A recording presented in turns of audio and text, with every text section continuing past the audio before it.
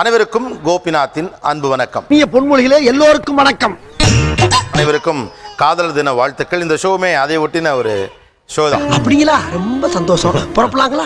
இந்த காதல்ல ரொம்ப ஆச்சரியப்படுத்தக்கூடிய ஒரு காதல் ஒன்று இருக்கு. அது பார்க்காத காதல். என்ன சொல்ற? ஏன்னா பார்த்த காதல் பத்தின பல்வேறு விதமான திரில்களை பார்த்திருப்போம். இல்லையா? அதெல்லாம் இல்லையே. இல்லையா? இருக்குடா. எங்கடா இருக்கு? நீங்க ஒரு 90sல ஒரு படம் வந்தது, 2000 years later. பார்க்காத காதல், காதல் கோட்டைன்னு ஒரு படம் வந்தப்போ பெரும் ஆச்சரியம் நமக்கு எல்லாம். அதாவது வாய்க்கு வந்தபடி எல்லாம் பேசப்படாது. எதா இருந்தாலும் நியாயமா பேசணுமா இல்லையா? பார்க்காமலேயே காதலித்தவர்கள்லாம் இவ்வளவு பேர் ஒரு ஷோல உட்கார்ந்துருக்கதே முதல்ல ஆச்சரியம் தான். இந்த காதலர் தினத்தில் நம்ம பேச போறது பார்க்காத காதல், அதன் உலகம் எப்படிப்பட்டது, அவ்வளவு மட்டும்தான். பஞ்சாயத்து நடக்கட்டும். யாரா இருந்தாலும் தைரியமா சொல்ல பாருங்க. என்னுடைய முதல் கேள்வி என்பது, பார்க்காமலே காதல் என்கிற அந்த உலகத்துடைய த்ரில்லான விஷயங்கள் என்னென்ன? என்னவா இருக்கும்? எனக்கு என்னடா தெரியும், கேளுடா. த்ரில் என்னன்னாக்கா, தான் பார்த்த காதலில் ஒரு குறிப்பிட்ட அளவுக்கு தான் கற்பனை பண்ண முடியும். இல்ல புரியல. பார்க்காத காதலில் இமேஜினேஷன் ரொம்ப அதிகமாக இருக்கும். வேற பேசணும்னா ஃபோனில் தான் பேச முடியும். அந்த மாதிரி அங்க என்ன கிணறு வட்டிக்கிட்டு இருக்காங்க? பேசியா கரெக்டா பேசணும். அப்படி பேசாம விட்டனா போன் மிஸ் ஆயிடும். ஒருவேளை அவங்களே மிஸ் பண்ற ஒரு ஃபீலிங் வந்துரும். யார் சாமி இவன்? எங்க இருந்து வந்திருக்கான்?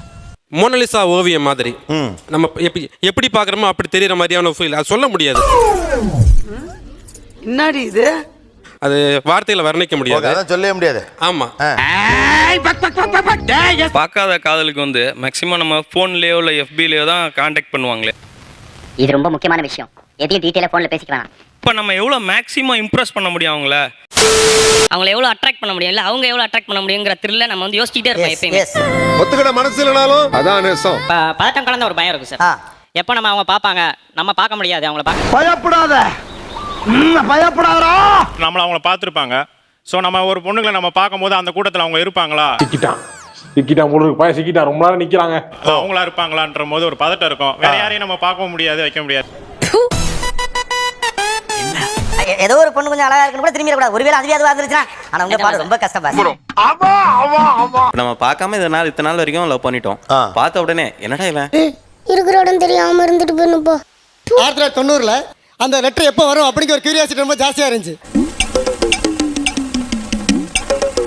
பயம் இருக்கும். பயம் என்ன பயம் இருக்கும்? என்ன பயம்? நம்ம கரெக்டான பர்சனை தான் அப்ரோச் பண்றோமா? ஐ மீன் லைக் அவங்க நம்மளால என்ன பண்ண முடியுமோ அதை பண்ணிட்டேன். Thank you. ஃபோன்ல தான் பேசுறோம். கேரக்டர் எப்படி இருக்கும்? பயமா சந்தேகமா? சந்தேகம்னு கூட சொல்லலாம். என்னம்மா நீங்க இப்படி பண்றீங்கம்மா? Actually before marriage I don't know Tamil. A few moments later. இப்போ கூட you don't know Tamil மாதிரி தான் இருக்கு. தெரியும். ஆளை பார்த்தா டம்மி பீஸா இருக்க, பயங்கரமான ஆளா இருக்கேடா. ஃபோன்ல தான். Actually I'm from Hyderabad. நான் ஃபோன்ல பேசின ஒரு 2 நாளே will you be my பொண்டாட்டி அப்படி கேட்டாரு. இந்த கேள்வி நீங்க தவிர்க்க வேண்டும். So that time I don't know the meaning of பொண்டாட்டி. Keep on asking.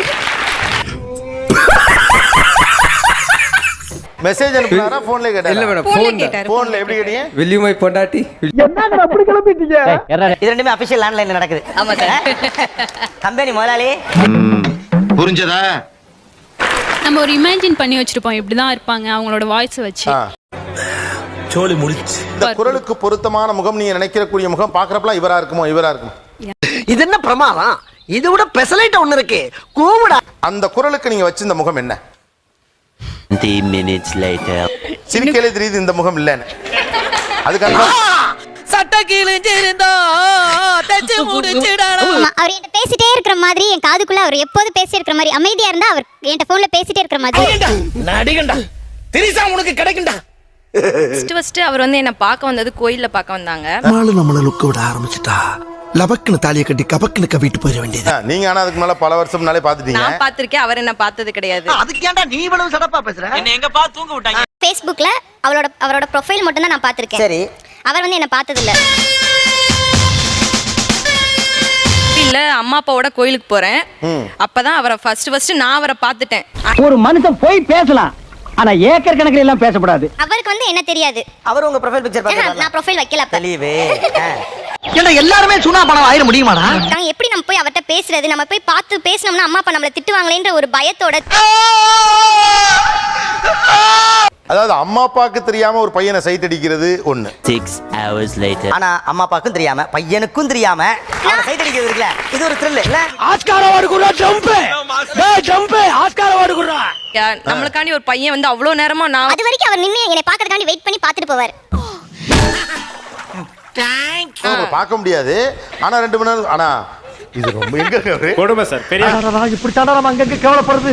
கொடவர வரைக்கும் வெயிட் பண்ணோம்னா ஜோலி முடிஞ்சு போகும். அதே மாதிரி உங்க காலேஜ் போகும்போது பாத்தீங்கன்னா பஸ் ஸ்டாப் வீட்ல இருந்து ஒரு ஸ்டாப் வந்து ஏறுவாங்க. இந்த ஸ்டாப்ல தான் ஏறன்னு சொல்ல மாட்டாங்க. மாப்ள ரகசியத்தை அலௌன்ஸ் பண்ணாதே, அசிங்கமா நினைப்பாங்களா இல்லையா? நம்ம அவங்க காலேஜ் பஸ் நிக்கிற எல்லா ஸ்டாப்புக்கும் பஸ்ஸுக்கு முன்னாடியே பைக் எடுத்து நம்ம போய் நிக்கும் போது அப்புறம் ஏன்டா கண்ணு கலங்குது? ஓ, இதற்கு தமிழில் சுற்றவிடுதல் என்று பெயர்.